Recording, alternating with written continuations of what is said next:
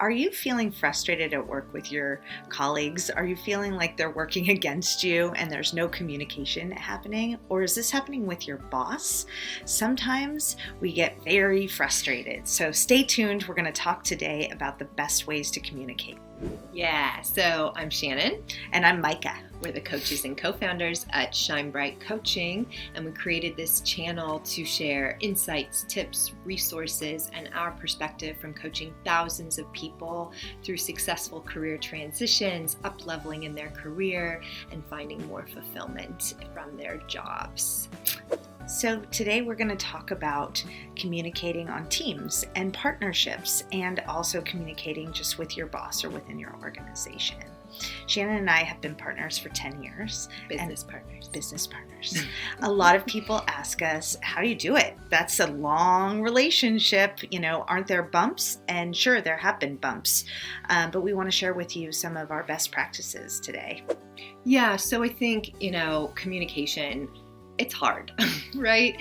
We think differently, we see the world differently, we see the world through our own lenses. And so any sort of partnership, relationship, whether it's a business partnership, a team, a boss, friendships, learning how to communicate with each other and try to get on the same page is tricky. And so, we want to share with you today what we've learned and what has worked really good for us to keep a really healthy, productive, and growing business partnership, and something that we share with our clients, and hopefully it'll be helpful for you. So, strengths. So we use the Clifton Strengths Finder framework to work with our clients, but we also use it within our partnership. We live and breathe the language of strengths. A little obsessed, you might say. Just a little. So we wanted to kind of give you some stories. So I have what is called Maximizer in my top 5 Clifton strengths. So Maximizer as a strength is, someone who can really see how to take something that's good and make it great. Very detail oriented, likes to, make things really quality, notices like the things that can be shifted or tweaked or refined that can really take it to the next level. The vulnerability of this could also be perfectionism, right? Like really, going and, tweaking and refining and, slowing me down, or, having so high standards that nothing gets done or nothing's good enough. Micah has in her top strengths what we call activator. Do you want to talk a little bit about activator? Yeah, so activator is a bit like what it sounds like. We like to activate things, to get things started. Very interested in moving quickly and getting exciting ideas underway. And being actually a catalyst to change is really the sweet spot of activator. But the vulnerability or the shadow side of it is that it moves fast. And so sometimes within that excitement and that energy, I'm not as detail oriented, or folks with activators can kind of miss things, if you will. So polar opposites. It could be, right? And so you can imagine, being on a team or being in partnership, and if we didn't have this language, that could really cause some bumping of heads, right? Like me wanting things to be perfect and going slower and, taking my time in detail. And she has this energy of like, let's go, let's do it, let's move fast, right? And so, what we found over the years is by knowing what motivates each of us, knowing where our greatest potential is, allows us to be able to notice when these strengths are bumping heads, and then make some decisions about when is one needed over the other, right? So when is Micah's fast-moving action catalyst actually what we need to push us forward? And then when is it actually time to slow down and be a little more detail-oriented, or take some time to, use my maximizer to take something to the next level? It doesn't mean that, we still don't get annoyed or frustrated sometimes, but we do have the language and the understanding of like, oh, I know what's happening, and here's how we can kind of come to an agreement as to how to move forward, or be able to decipher whose strength needs to take the lead in that moment. Yeah, so I think that's a huge one, particularly with these two strengths, because it is so much about like the speed of work. And so knowing your team's strengths or your partner's strengths allows you to also be strategic at the forefront. Like, oh, we have to do A, B, and C, right? And so as Shannon mentioned, kind of leaning into whichever strength would be most helpful with what needs to get done. And so that's like amazing because it stops the tension before it starts often. And that person gets to lean into what they do best, which is using their intrinsic motivation to complete something for the team. And that feels good to all of us. And I think this is where the strengths framework is so powerful, right? Because I think, oftentimes when someone does something different than us or operates differently, our first go-to is to be frustrated or annoyed. Like, why aren't you doing it the way I would do it? Because that's obviously the best way to do it, right? And I think being able to step back and have an understanding of what does my teammate bring to the table? Where are they most impactful, or where do they add the most value? And how does that possibly complement what I do, right? Versus always seeing it through the lens of my way's the only way, or they're doing it differently, and so that's frustrating or annoying. If we can understand the differences, it allows us to be able to pinpoint the moments where Meike's talents are needed versus mine, and also how to partner. It also just allows us to be more empathic. We are in a very me-centric world where we're listening to my music, we're looking at my pictures, my shows, everything's about the individual. And so we're kind of trained right now to be that person who goes, why aren't you doing it my way? That's how I do it. That's how I interact with this assignment or this environment. And so thinking about other people's strengths or knowing them and talking about them actually allows us to kind of pull out of that me-centric mode and say, oh yeah, other people are programmed differently. They operate differently. And of course, they're going to contribute differently too. But just that little kind of reminder at the onset of some frustrations that like, oh, they're doing that differently because they see it in a different way than me, opens up our hearts, I think, a little bit to being more collaborative. I love that. And I think, we all need a little opening of our hearts here and there, right? We have another story for you. So we have another set of talents that also at the offset looks like they could be in contrast. And in the beginning of our building of our business, we did a lot of networking. We were trying to get out there and talk to new people, build connections. So Mike is going to tell you a little bit about how these two talents possibly could conflict.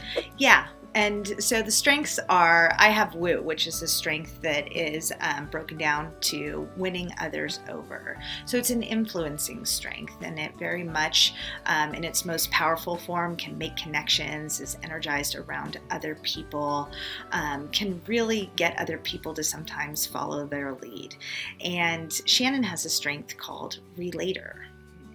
I'll let you.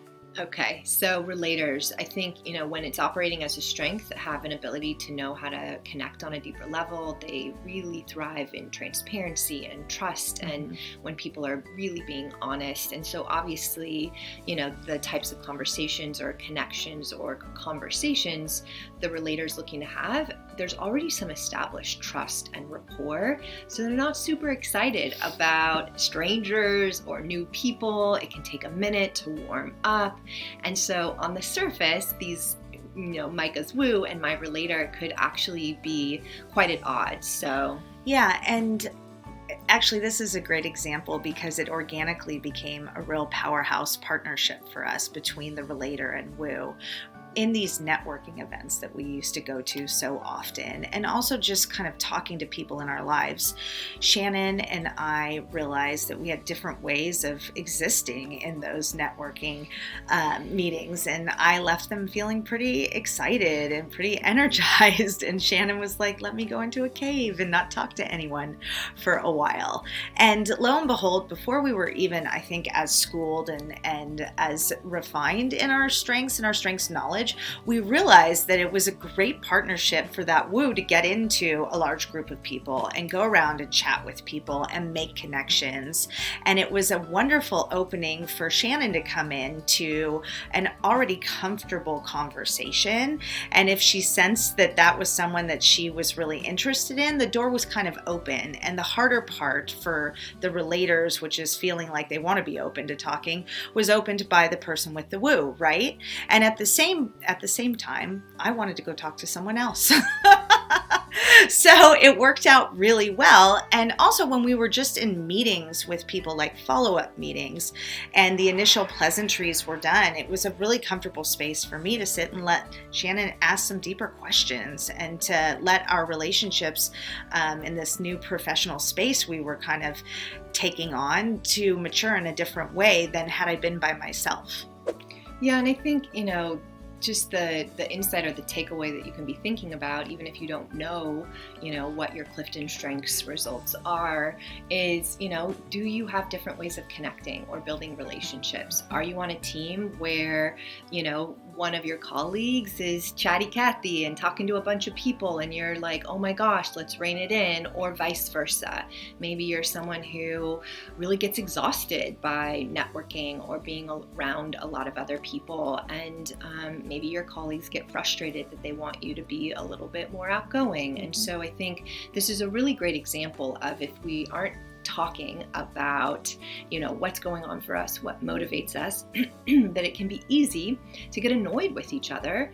And, but as Micah laid out, learning how to use what you naturally bring to the table and how it could possibly complement one another allowed us to actually, open doors, make new connections, and then also deepen those connections and create long-lasting, relationships that have actually served us for many years. And so, again, some, understanding of where's your teammate coming from, how might they be doing this differently, and what is possibly the benefit of how they're doing it, and could it complement how you would do it? Yeah, and just to kind of add to that, this is easy to do if you're intentional about it. So the next meeting that you go in with that colleague who might be frustrating you, or at the next one-to-one with your boss who you feel like you're at kind of a standstill in your communication, ask questions, be open. What are you thinking? How do you feel about that? See how they respond to these different types of prompts that either you can give them or that naturally come up. And you'll kind of be surprised, I think, by how much information actually is available to us without an assessment or without this strengths framework. This is something that really just requires a little pause and a little intentionality, and to be open to seeing other people's ways of being in the workplace. Yeah, I think that's so powerful, because oftentimes, like we said, you're frustrated, you're, irritated, our defenses go up, right? And when our defenses go up, other people's defenses automatically go up too. And so this idea of curiosity and, as Micah said, asking questions and being curious about what's motivating or driving your teammate or your boss allows a little space for conversation, possibly connection, right? And then gives you some information about how could we possibly move forward, and, maybe interact or partner in a different way or a new way. So what else? Communicating better.